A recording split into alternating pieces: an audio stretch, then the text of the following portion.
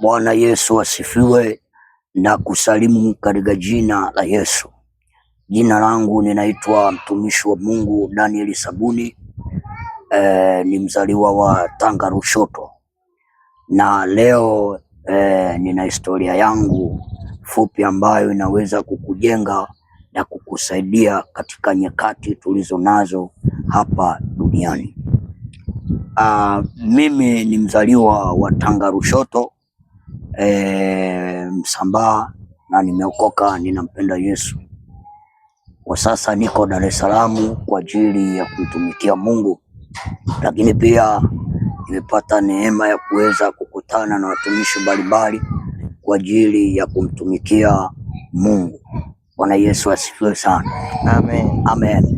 Basi siku ya leo nina historia yangu fupi ambayo tunaweza kuiangalia hapa na Mungu atatubariki sana.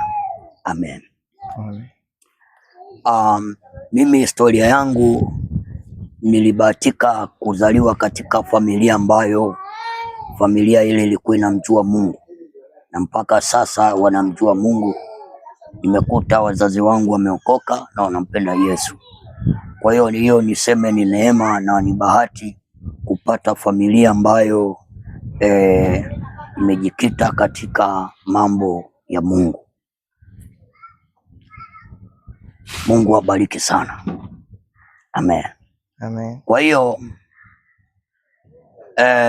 wakati ule ambao nimezaliwa, katika miaka ile nilipokuwa mdogo, nilikuwa nina mambo ambayo kwa kweli halikuwa hayampendezi Mungu, kwa sababu wazazi walikuwa wanajitahidi sana kuniweka katika imani ya Yesu Kristo, lakini mimi nilikuwa bado sijajitambua katika imani ya Yesu Kristo, japo nilikuwa ninaenda kanisani kusali, ninaenda kwa ajili tu ya kufuata wazazi, nilikuwa sijachukua hatua kama. Samani kidogo mtumishi. Amen. Imekuwaje hadi ukaokoka mpaka leo hii uko hapo unasali? Mimi kuna wakati fulani ambao nilibahatika niseme kwamba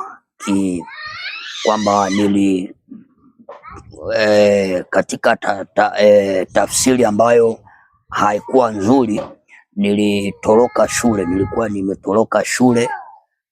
Baada ya kutoroka shule, wazazi walinihimiza sana katika kwenda shule, lakini nilijikuta niliacha kwenda shule. Niliacha kwenda shule. Nikienda shule, siendi shule, nakimbilia sehemu za vijiwe, ninaenda kukaa kwenye makundi. Yale makundi ambayo nilikuwa nakaa nayo, siku moja nilipata kundi ambalo na watu walikuwa napika chipsi. Sasa mimi nikaingia hapo kwenye hilo kundi, na baada ya kuingia katika hilo kundi la wapika chipsi, nilijikuta nimeingia katika area za wahuni. Bwana Yesu asifiwe. Amen. Baada ya kuingia kwenye hiyo area ya wahuni, nilijikuta ninapika chipsi huku ninanyoa uhuni, navaa nguo za kihuni. Lakini pia kama mnakumbuka, ndugu mtazamaji, kulikuwa kuna soksi fulani zilikuwa zina rangi 3 au 4. Ina rangi ya kijani, ina rangi nyekundu, ina rangi ya njano. Alafu pembezoni mwa mguu kulikuwa kuna alama ya bangi. Zile soksi alama yake ya bangi ilikuwa ina alama ya pembeni. Kwa hiyo nilikuwa ninapenda sana zile, ninavaa. Kuna sendo fulani nyeupe za Wamasai, tulikuwa tunavaa hizo. Tulikuwa tunaonekana kama ni watanashati. Kwa hiyo baada ya kuendelea kupika chipsi, ilikuwa siku moja usiku. Ule usiku wazazi wangu wamenipigia kelele sana, mpaka wanalia nyumbani, wananiambia, mwanangu, kwa nini uendi kanisani? Yaani nilikuwa nagombana na wazazi mpaka wamenikataa nyumbani. Walinikataa, japo ndio hivyo, kwa sababu ni mtoto hawawezi kumkataa moja kwa moja. Ilikuwa nashinda huko mpaka usiku. Siku moja ilikuwa ni usiku, ule usiku nilijaribu kwenda kununua sigara. Nilienda kununua sigara, nikasema mbona hawa watu wanavuta sigara, ngoja na mimi nijaribu kuvuta sigara. Siku moja baada nimeenda kununua ile sigara, kuna mtu mmoja alikuwa anapika chips. Nikaenda nikaiwasha pale, nikaanza kuvuta. Nilipovuta moshi mmoja nilikohoa sana. Nikasema katika maisha yangu sitakuja tena kuvuta sigara. Nikasema katika maisha yangu siwezi tena kuvuta sigara, kwa sababu wakati nimeivuta nilisikia vitu vinaunguruma kwenye koo. Nikaona hapana, hii siwezi tena kushiriki katika uvutaji wa sigara. Basi siku ya kesho, wakati nimeamka ninaenda tena kwenye shughuli, nikaenda kufanya zile shughuli, bado wazazi wananitafuta. Wazazi wamekata tamaa na mimi, wakasema kwamba sasa huyu mtoto ndio basi tena, huyu mtoto sio wa kwetu, si tunamwacha sasa, maana tumeongea, tumechoka. Kwa hiyo nilijikuta sasa usiku, nilienda, kuna ndugu mmoja alikuwa anapika chips usiku, nikaenda pale dukani kwake, na nilikuwa ni kazi yangu mimi ni kusimama, yani kusimama kusikiliza nyimbo za kidunia kule kwenye vikundi, kuangalia wanawake, nilikuwa furaha yangu. Kwa hiyo baadaye ilikuwa jioni saa 12. Ilipofika saa 12, kuna ndugu mmoja alikuwa dukani kwake, alikuwa na yeye anapika chips. Akasema ngoja atoke aende uani nyuma ya pembezoni mwa nyumba ili arudi kuendelea na majukumu yake. Sasa baada ya kutoka, mimi nilijikuta nimeingia kwenye duka lake, kwa sababu wateja walikuwa nakuja dukani kuja kununua bidhaa, namuona hayupo. Nikasema ngoja niingie dukani niwauzie. Sasa baada ya yule mtu kurudi, alinikuta alichanganyikiwa sana, na mimi mwenyewe nilichanganyikiwa, kwa sababu nikasema hapa ndo kifo kimefika. Nikasema hapa ndo kufa, ndo huku, leo hapa sitoki. Lakini nijikuta nimetoka maeneo ya nje, nikamwambia bwana, mimi sikuchukua. Ni kweli sikuchukua fedha yoyote. Akasema umechukua hela yangu, umechukua hela zangu. Akaangalia tuo yake, akasema umechukua hela yangu. Ambia hapana, sikuchukua. Baadaye kwa neema ya Mungu sijui ilitokeaje tu, nilijikuta nilikimbia nyumbani. Baada ya kufika nyumbani, wakaja wote wawili, wakaja nyumbani, wakasema bwana, huyu mtoto tumemkuta kwenye duka langu, ndani ya duka langu, amechukua hela zangu. Kwa hiyo tulikuwa tunabishana pale, sijachukua, amechukua, sijachukua, yaani tumebishana sana, kiasi kwamba ilifikia hatua ningepelekwa mpaka polisi. Bwana Yesu asifiwe sana.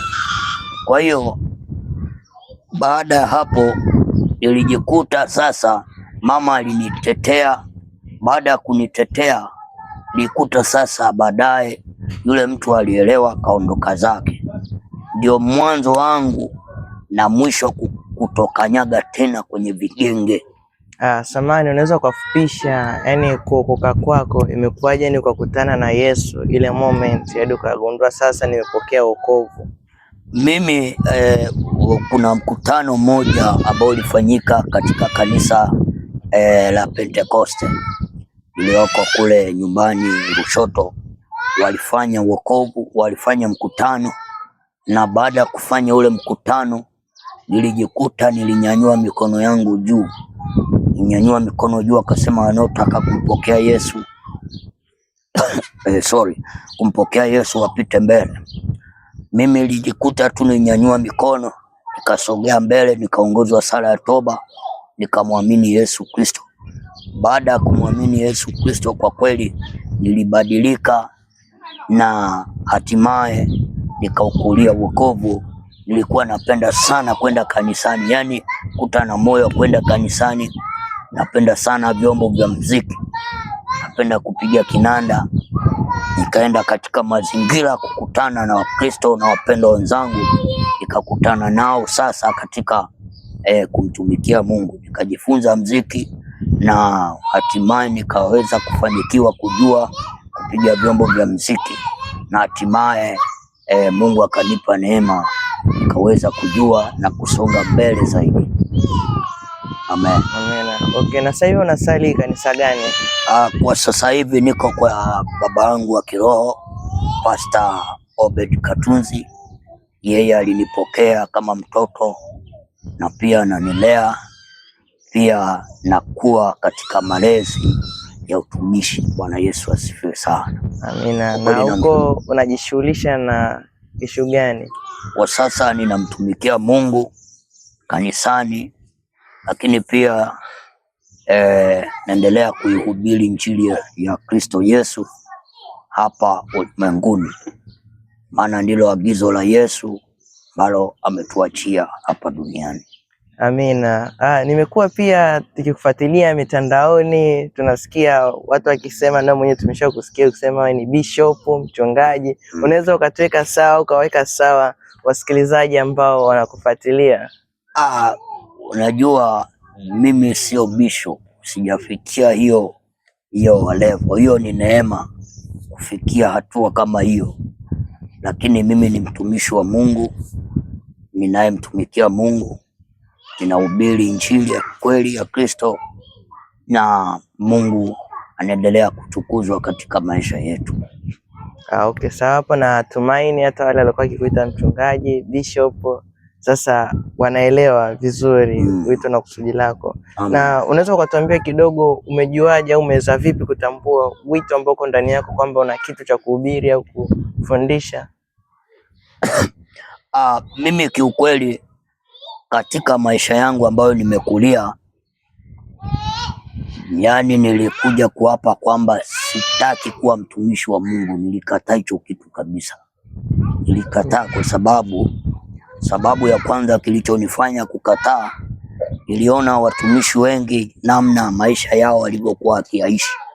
Walikuwa naishi maisha magumu sana, na ilipekea mimi kusema hata kama ikatokea leo mtu akaniambia twende hata uinjilisti, siendi. Nilijikuta niliweka hiyo tumaini, lakini baadaye nilikutana na Mungu mwenyewe kwa njia ya ndoto. Mungu alinionyesha sasa kusudi langu kwa njia ya ndoto zaidi ya mara 2. Na katika huduma yako wewe ni mwinjilisti, mchungaji, mtume, nabii, mwalimu, au unategemea kwa nani kulingana na wito ambao Mungu ameweka ndani yako? Mimi hapa na wito ambao uko ndani ya moyo wangu ni mchungaji. Mchungaji. Amina. Kwa nasubiria wakati wa Bwana. Nasubiria wakati wa Mungu, pale Mungu ambapo atasema niweze kutoka, basi nitatoka kwenda kumtumikia Bwana. Amina. Na nasikia una channel yako ya YouTube na kuna watu wanakufuatilia. Mtu akitaka kukupata, hizo ungewasaidia utambulisho na kupataje au mawasiliano yako ya simu? Maana wengi wamekuwa wakikufuatilia wakitamani kusali unaposali wewe. Channel yangu ya YouTube inaitwa Mungu wa Kweli. Channel ambayo nimeifungua, na naamini ukifungua Mungu wa Kweli TV, ukiandika tu Mungu wa Kweli TV kwenye profile yangu utakuta picha yangu nimeweka hapo kwenye profile. Lakini pia kama utakwama zaidi kuipata hiyo channel, basi ninaweza kutaja namba yangu ya simu ili tukaweza tuwasiliane kwa ajili ya kupata vipindi ambavyo vinaendelea kwa njia ya YouTube. Amen. Amen.